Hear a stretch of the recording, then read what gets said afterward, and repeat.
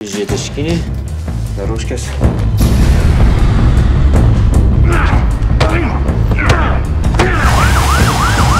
Tik tiek?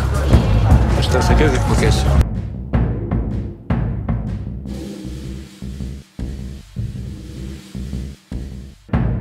Kino centre Forum Cinemas Vingis įvyko ilgai lauktos juostos Lošėjas premjera.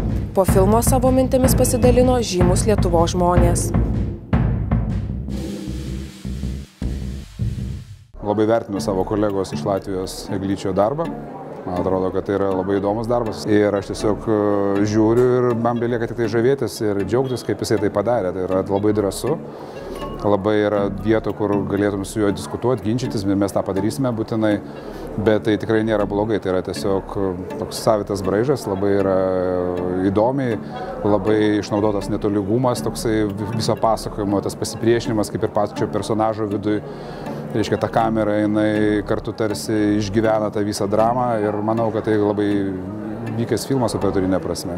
Tai yra tikrai filmas, apie kurį galima šnekėti, ginčytis, analizuoti ir jaučiu tokį nerimą po filmo. Tai man jisai nėra labai šviesus, jisai yra toks provokuojantis ir provokuoja tokiamis temomis, kurios nėra labai lengvos. Vis tik tai Ignas reikalauja to nepaprasto natūralumo. Ir tai tu turi daryti tol, aš įsivaizduoju, kol tai gaunasi. Ir tai labai labai svarbu. Nes žinant Igną, visas tas natūralumas ir gaivališkumas ir natūralumas vėl. Ir tas, nežinau, gyvenimas susimaišęs su rock'n'rollu, su natūralumu, su hardu, viskas viename, tai yra Ignas Jonynas, kuris labai giliai kapsto ir kuris yra kartu teigia, kad jisai labai paprastas. Iki šiol negaliu atsigauti, labai stiprus ir geras filmas.